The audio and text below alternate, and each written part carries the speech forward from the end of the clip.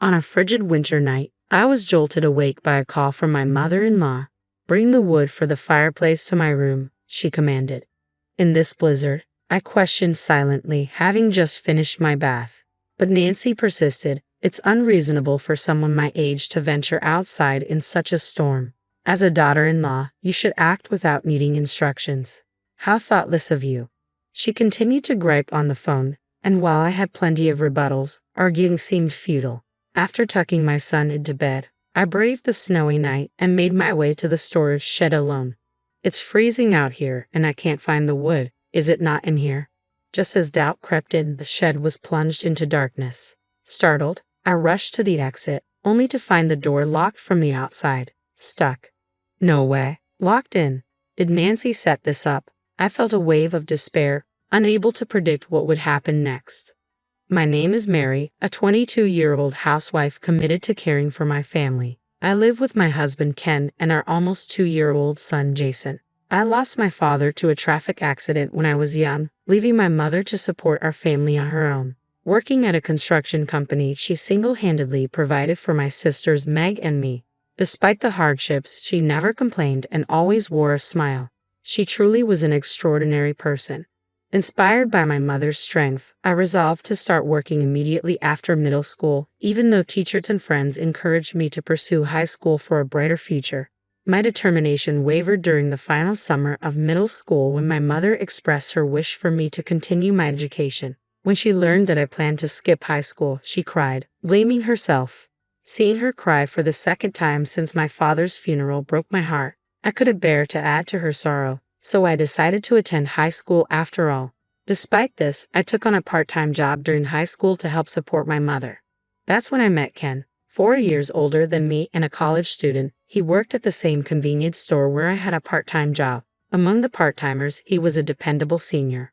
Despite my hectic schedule, juggling morning newspaper deliveries and store shifts after school, Ken would kindly assist me with my tasks. His kindness and reliability won me over, and I found myself falling for him.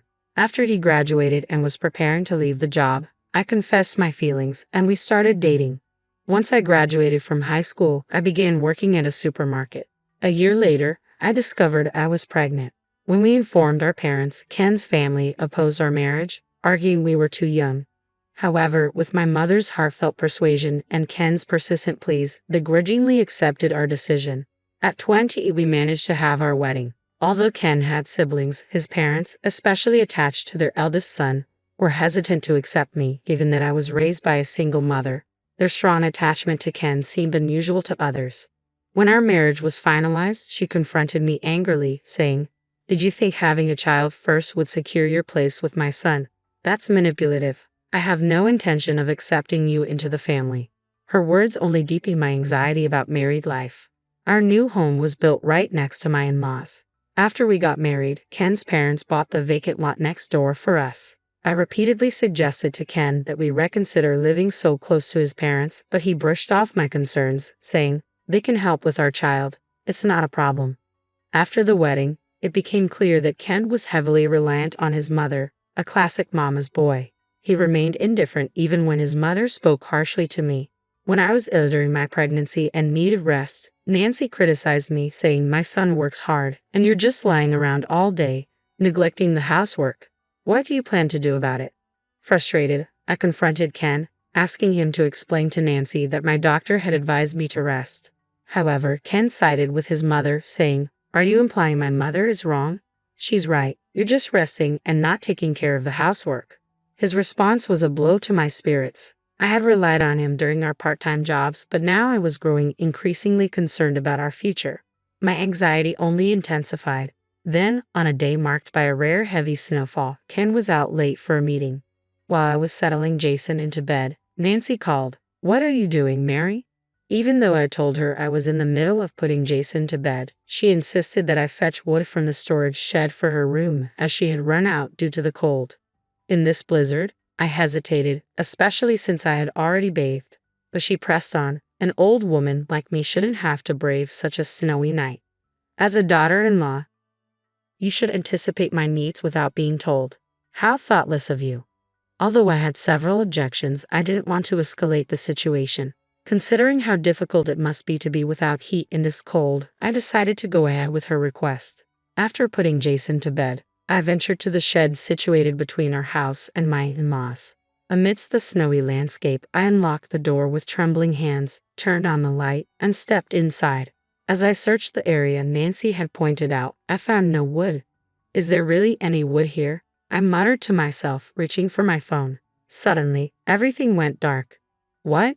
This has to be a joke, I exclaimed, bewildered.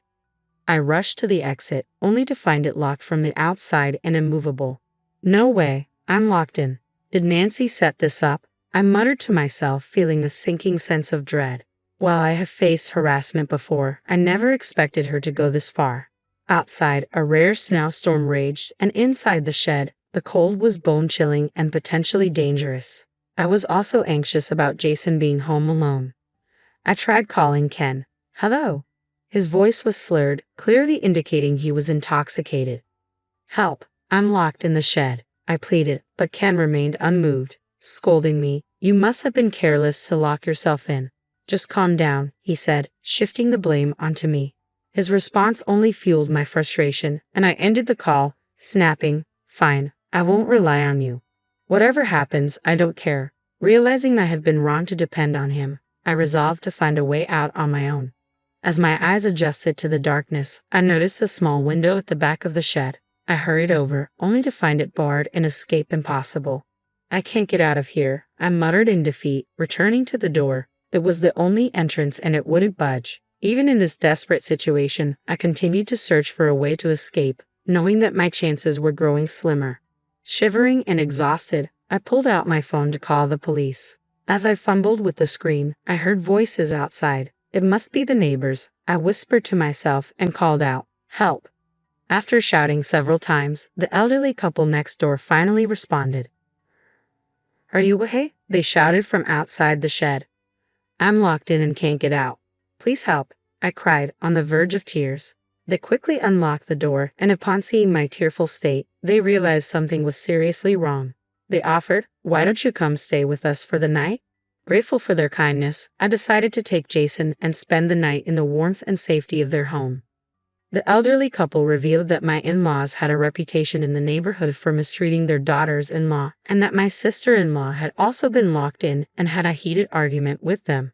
Knowing this, they had been worried about me. I expressed my profound gratitude to them and, exhausted from the ordeal and the snow, slept deeply through the night without stirring. In the morning, I was startled by commotion outside. I quickly dressed, left Jason with the couple, and stepped outside to find a crowd gathered in front of my house with ambulances and police cars parked nearby. What's going on? I wondered anxiously as I made my way back home. Ken met me with an angry tone. Where have you been, Mary? I explained. Last night, I got locked in the shed, and after getting help, I spent the night at the neighbor's house. However, Ken's anger didn't ease. He told me that Nancy had been found collapsed in the shed early that morning. I wondered if Nancy had come to check on me after the night had passed. As I had tried to escape from the shed, I must have disturbed its contents, causing a mess. It seemed Nancy had entered the shed in the early hours, accidentally tripping over a ball, hitting her head, and eventually collapsing. She was taken to the hospital, but tragically she passed away.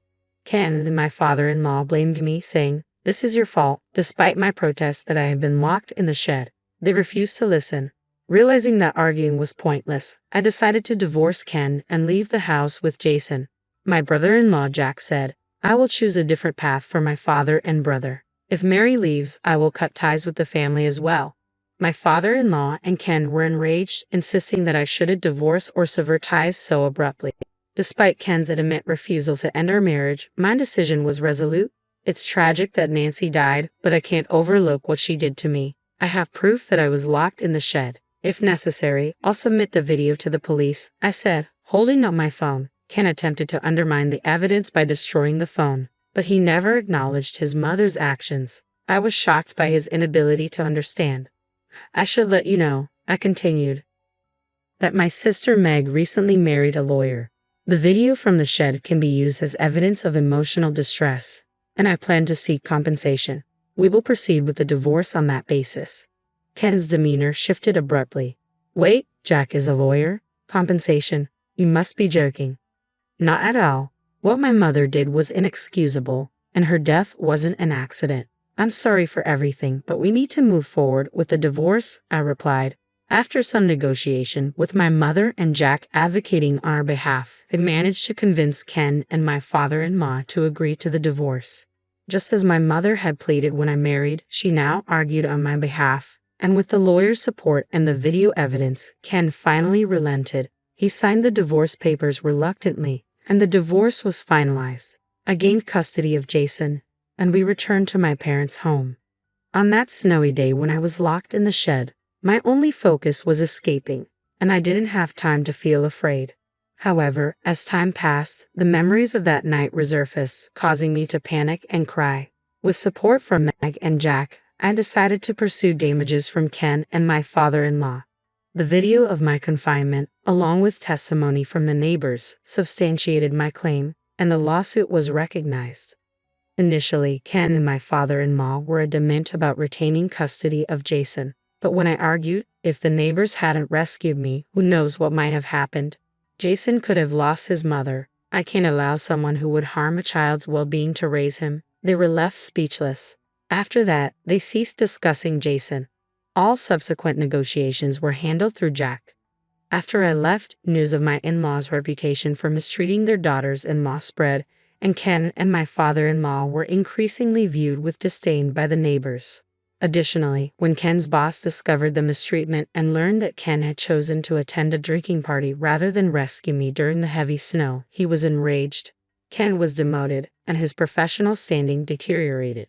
Eventually, Ken submitted his resignation and, along with my father-in-law, had to sell their house and land and relocate.